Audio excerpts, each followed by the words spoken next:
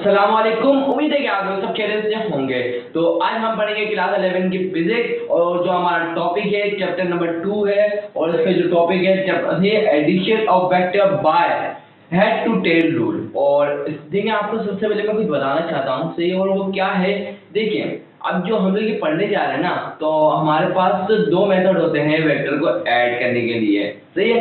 दो मेथड को भी दो टाइप से डिवाइड किया गया है। देखिए हम उसको नाम से बुलाते हैं ज्योमेट्रिकल मेथड या ग्राफिकल मेथड, सही है। और ज्योमेट्रिकल मेथड या ग्राफिकल मेथड आप कह सकते हैं कि दो टाइप्स हैं जिनमें आती है ऐड टू टेल रूल और उसमें आती है जो हम करते हैं पैराग्राफ लॉ ऑफ पैरेललोग्राम, सही है। तो भाई देखें ये दो मेथड आएगा, उसके बाद एक और कहलाता है ट्रिग्नोमेट्रिक मेथड। इसके अंदर दो अलग टाइप्स आती हैं, तो वो बाद में डिस्कस करेंगे। तो आज का जो हमारा टॉपिक है वो है ग्राफिकल मेथड या ज्योमेट्रिकल मेथड, सही है। तो ऐड करने के लिए वेक्टर को हम सबसे पहले इस्तेमाल करेंगे हेड टू टेल रूल। तो भाई देखिए हेड टू टेल रूल को कैसे इस्तेमाल करना है, कैसे आप किसी वेक्टर को ऐड कर सकते हैं, सही है। तो आप बात समझना ही है, तो आज हम यही समझेंगे और दूसरे लॉ से मतलब पैराग्राम से लॉ से भी हम लोग ये साबित करेंगे, सही है। करेंगे इसको सॉल्व। तो भाई जल्दी से आपके सामने एक एग्जांपल है, सही है। एग्जांपल के अंदर आपको क्या नजर आ रहा है, तीन वेक्टर नजर आ रहे हैं, सही है। तीन वेक्टर में एक वेक्टर का नाम है ए, दूसरे वेक्टर का नाम है बी, तीसरे वेक्टर का नाम है सी, सही है। आप समझ गए। और उनके यूनिट इनके साइज आपको मेन चीज बता दूं, देखिए जो वेक्टर के पास सबसे मेन चीज होती है वो हेड, सही है, और होती है टेल, पता है। और जो इसकी जितनी बड़ी लाइन होती है ना, ये लाइन वेक्टर की, ये रिप्रेजेंट करती है मैग्नीट्यूड को, और जो ये एरो है वो रिप्रेजेंट करता है डायरेक्शन को, सही है ना। उम्मीद है क्लियर है, उम्मीद है, सही है ना। तो वही देखिए यहाँ पर हम इस तरीके से डायरेक्शन को दिखाते हैं। ये होता है ईस्ट, ये होता है वेस्ट, ये होता है नॉर्थ, ये होता है साउथ, सही ना। ऐसे चल रहे होते हैं, सही ना, क्लियर। अभी अगर आप देखेंगे तो ये है ईस्ट की तरफ, सही है। अगर इसको देखेंगे तो ये आएगा नॉर्थ ईस्ट के अंदर, और अगर इसको देखेंगे तो ये पड़ेगा वेस्ट नॉर्थ वेस्ट में, सही ना। यहाँ तक क्लियर है। तो भाई देखिए अब हमारे पास ये तीन वेक्टर्स है, अब हमें इनको ऐड करना है। कौन से मेथड से करेंगे, हेड टू टेल रूल के मेथड से। बहुत आसान है, जस्ट सी, सही है। देखिए सबसे पहले यहाँ पर देखिए मैं क्या कर रहा हूँ, ध्यान से देखिएगा। तो भाई ध्यान रखिएगा, हेड टू टेल रूल कहते हैं इसलिए है, क्यों कहते हैं, क्योंकि हम फर्स्ट वेक्टर को सेकंड वेक्टर की टेल के साथ जोड़ते हैं, सही है। समझ रहे हैं मैं क्या बोल रहा हूँ, फर्स्ट वेक्टर को सेकंड वेक्टर की टेल के साथ जोड़ते हैं, जब भी हम इसको बोलते हैं हेड टू टेल रूल, सही ना। आगे देखिए अब आपको मेन चीज क्या रखनी है, ऐड करते वक्त वेक्टर को हेड टू टेल रूल के हिसाब से। तो याद रखिए कोई भी मेथड आपको डायरेक्शन चेंज नहीं करनी है, ना तो आप वेक्टर का मैग्नीट्यूड चेंज करेंगे, ना तो आप वेक्टर की डायरेक्शन चेंज करेंगे।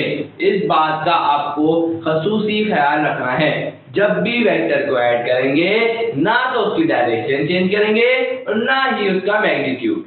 चलो भैया ऐड कर लेते हैं। देखिए डायरेक्शन चेंज नहीं करेंगे, ए वेक्टर, तो ये आ गया ए वेक्टर, सही है। मैग्नीट्यूड वही रखिएगा, सही है ना, मैग्नीट्यूड चेंज नहीं होगा, समझ गया, सही ना।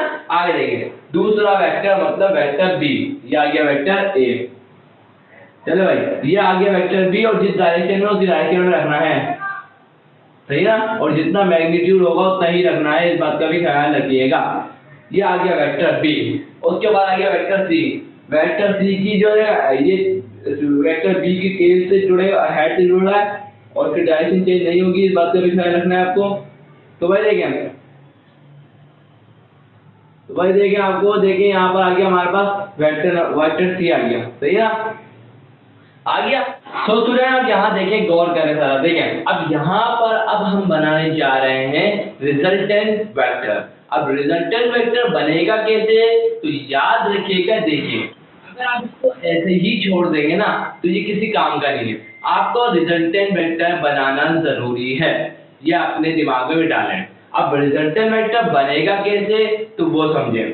तो भाई रिजल्टेंट वेक्टर बनाने के लिए आपको फर्स्ट वेक्टर की टेल के साथ, फर्स्ट वेक्टर की टेल से लेकर लास्ट वेक्टर की हेड को जाके मिला देना है। तो ये बन जाएगा क्या, ये बन जाएगा रिजल्टेंट वेक्टर, सही है ना? उम्मीद है यहाँ तक क्लियर होगा। तो भाई देखिए ये बन गया रिजल्टेंट वेक्टर, ये बन गया रिजल्टेंट वेक्टर। क्या बोला मैंने? I am repeating my words. देखिए फर्स्ट वेक्टर की टेल के साथ, सही है, और लास्ट वेक्टर को हेड से जुड़ा रहे हैं, सही है। फर्स्ट वेक्टर की टेल के साथ लास्ट वेक्टर की हेड को जुड़ा रहे हैं, तो आपको मिल जाएगा रिजल्टेंट वेक्टर, सही है ना? इस बात का ध्यान रखिएगा। अब हम जा रहे हैं डेफिनेशन की तरफ। क्या है देखिए, the resultant of two or more vectors acting along different directions can be obtained, हासिल किया जा सकता है by drawing, सही है, representative vector line in such a way that the head of first vector, जो head होगी फर्स्ट वेक्टर की, ये फर्स्ट वेक्टर की हेड, सही है, first vector coincides with the tail of second vector, दूसरे वेक्टर की टेल के साथ coincide होगी, जुड़ेगी, देखिए। then फिर the head of second vector coincides with the tail of third vector, सही है। तो देखिए ये ध्यान से देखिए, साइड में देखिए, the head of the first vector, यानी ये गिर गया, the head of the second vector coincide with the tail of the third vector की टेल के साथ ज्वाइन हुआ, coincide हुआ, उसके बाद एंड सो चलता रहेगा इसी तरीके से, सही है। the line joining, सही, ज्वाइनिंग दो दफा लिखा हुआ है तो ये काट देता हूँ। the line joining the tail of first vector, जो फर्स्ट वेक्टर की लाइन को, देखिए फर्स्ट वेक्टर की लाइन ज्वाइन कर रही है टेल, सही, tell, the line joining the tail of first vector, the line joining the tail of first vector, आगे देखें, to the last vector से जोड़ रही है, represent बताती है the resultant vector r vector को बताती है। तो वही देखिए अब क्या करने जा रहे हैं हम, सही। अब यहाँ पर हमें रिजल्टेंट वेक्टर कब मिलेगा? तो हमें रिजल्टेंट वेक्टर मिलेगा जब हम क्या करेंगे, जब हम ये A को ऐड करेंगे B में, B को ऐड करेंगे C में, सही है। तो जब हमारे को मिलेगा रिजल्टेंट वेक्टर, समझे भाई? देखिए रिजल्टेंट वेक्टर हमें किससे मिलेगा? A को प्लस करेंगे B में, B को प्लस करेंगे C में, सही है। तो आपको मिलेगा रिजल्टेंट वेक्टर, सही है। और रिजल्टेंट वेक्टर के ऊपर भी एक वेक्टर क्वांटिटी है, तो ये भी इसके ऊपर आ जाएगा, सही है। तो भाई देखिए अब हम जा रहे हैं समझने के लिए किसको? पैरेललोग्राम मेथड को। सो स्टूडेंट्स अब हम बात करने जा रहे हैं पैरेललोग्राम लॉ के बारे में, लेकिन इससे पहले आपको ये पता होना चाहिए कि पैरेललोग्राम है क्या, सही। तो बस ध्यान से सुनिएगा, पैरेललोग्राम क्या है, ध्यान से सुनिएगा। देखें आपने ये शेप तो देखी होगी, यकीनन आपने शेप देखी होगी रेक्टेंगल की, सही है, सही है। तो रेक्टेंगल की एक खासियत होती है, वो क्या है कि अपोजिट साइड बराबर होती है एंड अपोजिट, और जो सारे एंगल्स होते हैं, ऑल एंगल्स क्या होते हैं? 90 डिग्री होते हैं। अगर आप इसी शेप को क्या करें, थोड़ा सा देखें, अभी ये बिल्कुल इस शेप में है, तो आप बस थोड़ा सा इसको टेढ़ा कर दें, सही है। तो ये बन जाएगा पैरेललोग्राम, ध्यान से देखिएगा, ये बन जाएगा पैरेललोग्राम। तो भाई ध्यान से चलिएगा, पैरेललोग्राम की क्या खासियत है? तो भाई देखिए पैरेललोग्राम की डेफिनेशन हम ऐसे लिखते हैं कि अपोजिट साइड्स आर इक्वल, बिल्कुल इसी तरह opposite sides are equal, but क्या बोल रहा हूं कि अपोजिट एंगल्स आर इक्वल। क्या बोला मैंने? अपोजिट एंगल्स आर इक्वल, लेकिन सारे एंगल 90 डिग्री नहीं होंगे, सही। तो अपोजिट एंगल क्या होंगे? बराबर होंगे, और अपोजिट साइड भी क्या होंगी? बराबर होंगी। तो ये है पैरेललोग्राम। अब ध्यान से सुनना क्या है कि अगर आपको मैं बोलूं ये वेक्टर है, अगर अब अपनी डायग्राम पे फोकस करते हैं, तो भाई यहाँ पर एक वेक्टर A है, सही, और एक वेक्टर B है कि नहीं है? अब बोलेंगे, और एक बार बात सुनिए, यहाँ पर मैंने एक एरो नहीं बनाया, यहाँ पर एरो बना देता हूँ, देखें, सही। अगर आपसे मैं पूछूं तो ये वेक्टर कौन सा है? देखिए मैंने टाइप्स ऑफ वेक्टर में इसके बारे में पढ़ा चुका हूँ। ऐसे वेक्टर जिनकी जो स्टार्टिंग जो पॉइंट होता है अगर सेम हो तो हम उसको बोलते हैं को इनिशियल वेक्टर। स्टार्टिंग पॉइंट क्या है, सेम है, सही है ना, तो ऐसे वेक्टर को हम बोलते हैं को इनिशियल वेक्टर, सही है। अब यहाँ पर मैं एक हमने टाइप पढ़ी थी फ्री वेक्टर की, सही ना। तो फ्री वेक्टर में हमने पढ़ा था कि हम किसी भी वेक्टर को उसके पैरेलल शिफ्ट कर सकते हैं या डिस्प्लेस कर सकते हैं, ठीक है। तो इसी तरीके से उसी टाइप का इस्तेमाल करते हुए यहाँ मैंने बी वेक्टर को पैरेलल शिफ्ट कर दिया इसके, ठीक है, और इसी तरीके से ए वेक्टर को भी इसके मैंने पैरेलल शिफ्ट कर दिया। ये क्यों करा, क्योंकि हम चाहते थे कि ये एक पैरेललोग्राम बन जाए, सही ना। आगे देखें, अब ये मैं जो इमेजिनरी लाइन बनाई है मैं इसको पूरा कर देता हूँ, ठीक है। अब हमें पता चल चुका है, तो भाई ये हो गया पूरा, सही है। उसके बाद यहाँ पर आ गया ये भी,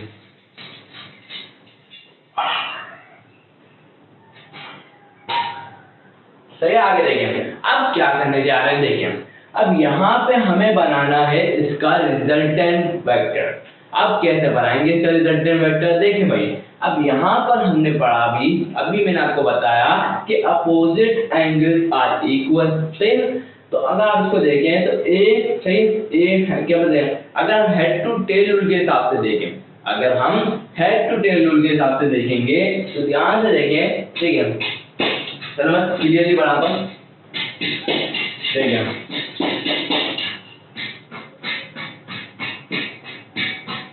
चलो भाई देखें क्या करें, ध्यान दें, ए वेक्टर की हेड के साथ बी वेक्टर की टेल जुड़ी है, सही है। तो भाई देखिए ये लास्ट वेक्टर है, सही है। अब हमने पढ़ा था हेड टू टेल रूल के अंदर शुरू वाले मतलब इनिशियल मतलब पहले वेक्टर की टेल के साथ, सही है, पहले वेक्टर की टेल के साथ लास्ट वेक्टर की हेड के साथ जोड़ेंगे तो आपको मिल जाएगा रिजल्टेंट वेक्टर, सही है ना। क्या मिल जाएगा, रिजल्टेंट वेक्टर। पढ़ा था ना अभी, अपने सब पढ़ा था अभी। तो ये दावी देंगे। और एक और बात बताऊं क्या है कि देखिए ये जो हमने करा है इसी तरीके से अगर हम उल्टे को देखें तो देखिए यहाँ पे अगर ये सीधा प्रोसेस है कि उल्टा प्रोसेस है, तो इसके अंदर हमें ये पता चलता है, क्या पता चलता है, इसके लिए भी जो इसका रिजल्टेंट वेक्टर होगा वैसे ही बनेगा, इसके लिए भी और इसके लिए भी इसका रिजल्टेंट वेक्टर सेम होगा। तो हम में से आपने पढ़ा कम्यूटेटिव प्रॉपर्टी पढ़ी, कम्यूटेटिव प्रॉपर्टी, इसमें क्या होता है, लिखा होता है कि a डॉट b बराबर होता है b डॉट a के, सही है। ऑर्डर चेंज कर रहे हैं, सही है, ऑर्डर चेंज कर रहे हैं, क्या हो कि आंसर चेंज ना हो। आपने ये पढ़ा होगा a प्लस b बराबर होगा b प्लस a के, सही ना। ये होती है कम्यूटेटिव प्रॉपर्टी जिसमें से हम ऑर्डर चेंज कर देते हैं, a प्लस बी लिखा था क्या b प्लस a, तो हमें बताना होता है कि a प्लस बी बराबर होगा b प्लस a। तो सिंपल सी बात है, यहाँ पे आ जाएगा a प्लस b या b प्लस a, सही ना, बराबर होगा किसके, ये वाले रिजल्टेंट वेक्टर के। क्लियर यहाँ तक, तो भाई देखिए यहाँ तक तो क्लियर है बिल्कुल, उम्मीद है। अब हम क्या करने जा रहे हैं, अब हमें इसको थोड़ा आगे लेवल पर बढ़ाना है।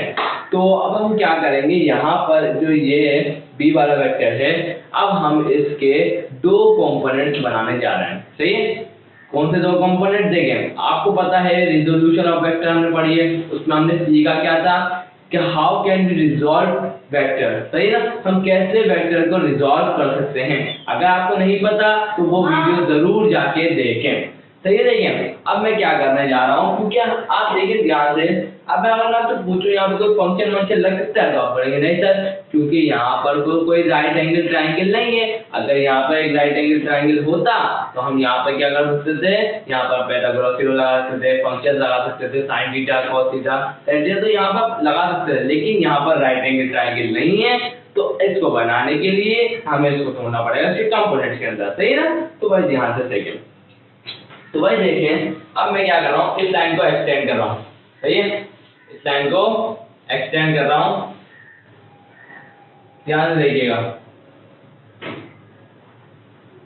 तो भाई देखिए इसको मैं एक्सटेंड कर रहा हूँ,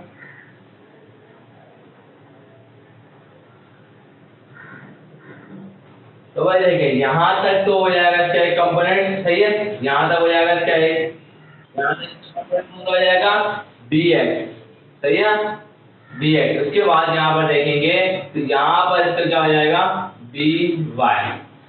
तो एंगल किसके साथ बनाएगा, इसके साथ। तो आपको पता होगा, क्या पता होगा कि जिसके साथ एंगल बनता है वो होता है x कंपोनेंट, सही है, और दूसरा वाला होता है y कंपोनेंट, सही है ना। तो ये हो गया x कंपोनेंट, क्योंकि इसके साथ एंगल बना रहा है, तो ये हो गया x कंपोनेंट और ये हो गया y कंपोनेंट, सही है ना। उम्मीद यहाँ तक क्लियर है, सही, आगे और समझते हैं। तो स्टूडेंट यहाँ तक क्लियर है, आगे चलते हैं। देखिए भाई अब हम क्या करने जा रहे हैं, अब हम यहाँ पर अप्लाई करेंगे पाइथागोरस थ्योरम, सही है ना। तो क्यों अप्लाई करेंगे, देखें, क्योंकि यहाँ पर हमें चाहिए, सही है, अब इसका एक फॉर्मूला बनाने जा रहे हैं, सही है ना। तो वो फॉर्मूला बहुत ही काम आएगा, सही है ना। और एक और बात जो मुझे आपको बतानी है वो ये है कि आप जब भी पैरेललोग्राम को लॉ को यूज करेंगे तो आप एक वक्त में सिर्फ 2 वेक्टर ही ऐड कर सकते हैं। सही, क्या बोल रहा हूं मैं, आप एक वक्त में 2 वेक्टर ही ऐड कर सकते हैं, इस बात का ख्याल रखिएगा। लेकिन हेड टू टेल रूल में आप जितने चाहे वेक्टर ऐड कर सकते हैं। सही, हमने इसको कंपोनेंट में तोड़ दिया, ये बन गया bx और ये हो गया by, सही है। आगे देखिए, आगे क्या करना है, देखिए अब आपको ये भी लिख देना है कि देखिए डायगोनल, क्योंकि ये जो पैरेललोग्राम का जो हमने रिजल्टेंट बनाया है ये डायगोनल ही पर ही है, सही है ना। तो ये डायगोनल पर ही रिजल्टेंट वेक्टर आ रहा है, सही है। आगे क्या करना है, आगे क्या करना है, बाय यूजिंग पाइथागोरस थ्योरम, सही ना, यहाँ लिख देता हूँ by using Pythagoras theorem, Pythagoras theorem, by using Pythagoras theorem, by using Pythagoras theorem,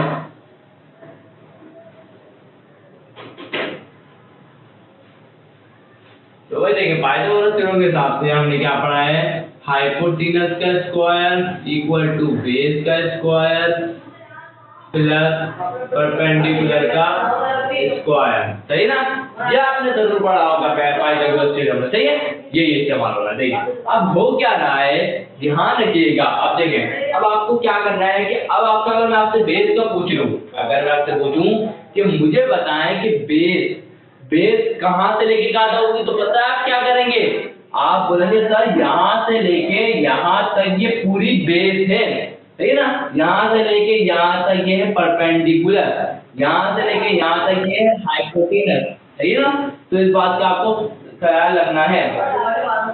चले भाई आगे देखिए, तो अब हम यहाँ पर आए पाइथागोरस थ्योरम लगा रहे हैं, क्योंकि हम तीनों को यूज कर रहे थे। जब भी तीनों किस में आते हैं, सिर्फ और सिर्फ पाइथागोरस थ्योरम में आते हैं, हाइपोटेनस, बेस और परपेंडिकुलर, तीनों साथ सिर्फ और सिर्फ किस में आते हैं, पाइथागोरस थ्योरम में। क्लियर, तो अजान हो रही है, सही, तो वीडियो कंटिन्यू करते हैं अजान के बाद।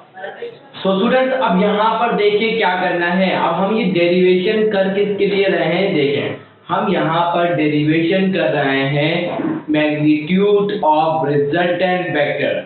इस रिजल्टेंट वेक्टर के मैग्नीट्यूड के लिए हम ये डेरिवेशन करेंगे, सही है ना। यहाँ लिख दीजिएगा derivation for magnitude of resultant vector. आप उसके बाद फिर पाइथागोरस थ्योरम लगाएंगे, हाइपोटेनस का स्क्वायर इक्वल टू बेस का स्क्वायर प्लस परपेंडिकुलर का स्क्वायर। यहाँ तक क्लियर, आगे देखें। अब यहाँ पर अगर सवाल पैदा होता है हाइपोटेनस क्या है, हाइपोटेनस क्या है, r, सही है ना, रिजल्टेंट वेक्टर हाइपोटेनस है, सही है ना। यहाँ देखें, यहाँ पर मैंने क्या करा, लिख दिया r का स्क्वायर इक्वल टू बेस का स्क्वायर, का मतलब क्या है, बेस ये पूरी है, तो इन दोनों को ऐड करेंगे तो आपको बेस मिलेगी। तो यहाँ पे लिखूंगा a प्लस बी एक्स को अगर हम ऐड करते हैं, जब जाके हमें मिलेगी क्या, बेस, सही है। आगे देखिए, परपेंडिकुलर का स्क्वायर मतलब ये है परपेंडिकुलर, मतलब इसका किसका, dy का क्या आ जाएगा, स्क्वायर। क्लियर है यहाँ तक। तो बस देखिए यहाँ पर अगर दोनों तरफ गौर करेंगे तो यहाँ पर एक फॉर्मूला लग रहा है, वो क्या है, a प्लस बी के होल स्क्वायर का फॉर्मूला वो क्या होता है, a square plus 2ab plus b square, सही। आगे यहाँ से कर लेते हैं। तो भाई देखिए ये फॉर्मूला मैं अप्लाई करने जा रहा हूँ a प्लस के ऊपर, सही है ना। तो यहाँ से देखते हैं r का स्क्वायर मतलब रिजल्टेंट का स्क्वायर, देखें a का, अब यहाँ पर a का square plus 2ab B cos theta, सही है। आगे देखते हैं, प्लस यहाँ पर आ जाएगा बी एक्स। इसके बाद देखें plus B square X, sorry Y. तो भाई देखिए यहाँ तक तो क्लियर है, उम्मीद है क्लियर है, सही ना। आगे चलते हैं। तो भाई देखिए आप लोग यहाँ सोच रहे होंगे सर कि आपने यहाँ पर cos थीटा क्यों लगाया, सही है ना, ये ध्यान में आ रहा होगा। तो भाई देखिए ध्यान से, तो ये जो बेस है, सही है, यहाँ पर a प्लस बी एक्स लिखा हुआ है। अब आपको पता है x कंपोनेंट के साथ हमेशा कौन सा फंक्शन आता है, cos थीटा।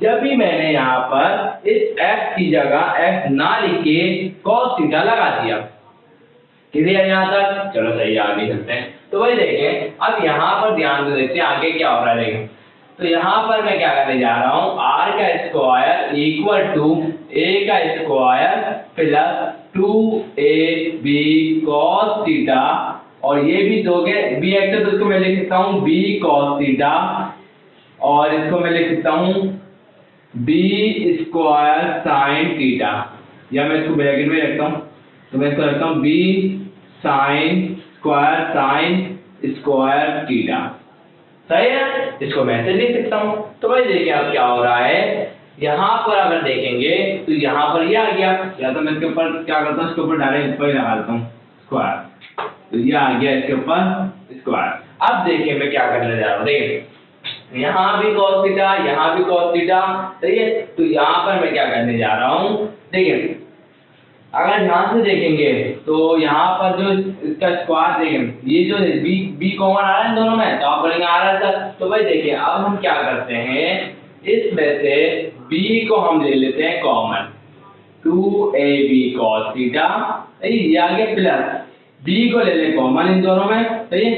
तो भाई देखिए क्या बचेगा, cos theta plus sine theta, और यहाँ पर b का स्क्वायर आएगा, सही ना, b का स्क्वायर ले आया कॉमन, एक मिनट रुके, गड़बड़ हुई है, a square plus 2ab cos plus b का, देखें यहाँ पर गड़बड़ हुई, क्या हुई है, देखें फॉर्मूले के हिसाब से b का स्क्वायर मतलब इसका भी क्या था, स्क्वायर था, तो यहाँ पर क्या आ गया इसका स्क्वायर।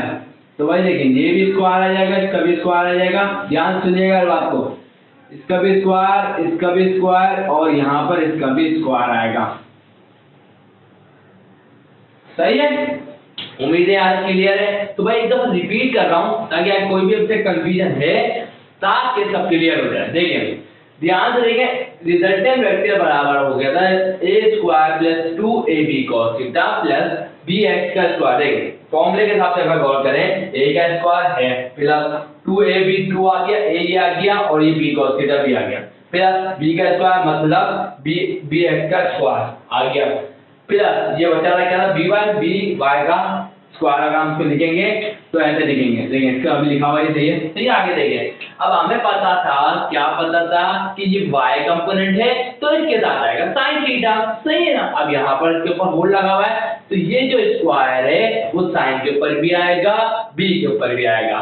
इसी तरीके से यहाँ पर मैंने क्या करा, सबसे पहले मैं इसके अंदर भी यही करता हूँ, क्या करता हूँ कि मैं इसकी जो स्क्वायर है वो उसको इस तरीके से लिख देता हूँ, सही है, कोई मतलब नहीं होगा। तो मैं एक स्टेप बढ़ा रहा हूँ ताकि आपको कोई कंफ्यूजन ना रहे, सही ना, एक स्टेप का इजाफा कर रहा हूँ। तो भाई ध्यान से देखिए, अब मैं इसको लिखूंगा b का square cos square theta plus b का स्क्वायर साइन स्क्वायर थीटा, सही है। और आगे देखिए क्या होगा, तो r का स्क्वायर इक्वल टू a का square plus 2ab cos theta plus, अब देख बी स्क्वायर को कॉमन ले लें, तो बी स्क्वायर का कॉमन, तो क्या बचा cos square theta plus sine square theta, सही। अब आपको पता होगा ये कौन सी प्रॉपर्टी ट्रिग्नोमेट्रिक आइडेंटिटी में आती है, ये बहुत ही मशहूर है, cos square theta plus sine square theta बराबर होता है 1 के, सही है। उम्मीद है आपको पता होगा। तो बस अब इसकी जगह मैं 1 पुट कर दूंगा, तो r का स्क्वायर इक्वल टू a का square plus 2ab cos theta plus B का स्क्वायर और यहाँ आ जाएगा 1 से मल्टीप्लाई करेंगे 1 ही आ जाएगा, खत्म। अब मैं क्या कर रहा हूँ देखें, अब मुझे मालूम करना था रिजल्टेंट वेक्टर का मैग्नीट्यूड, तो वही देखिए ये स्क्वायर हटेगा तो यहाँ पे क्या आ जाएगा रूट, सही ना। तो यहाँ पर देखिए तो यहाँ आ जाएगा रूट और ये सब आ जाएगा रूट के अंदर, a square plus 2ab cos theta plus b का स्क्वायर, सही है। और ये जो होगा ये मैग्नीट्यूड होगा, क्या होगा, मैग्नीट्यूड ऑफ रिजल्टेंट वेक्टर हम फाइंड कर सकते हैं बाय यूजिंग दिस फॉर्मूला। इस फॉर्मूले को इस्तेमाल करके हम रिजल्टेंट वेक्टर का मैग्नीट्यूड फाइंड कर सकते हैं और ये इस नाम से भी जाना जाता है, this is also known this formula is also known as this formula is also known as this formula is known as this formula known as law of cosine, law of cosine।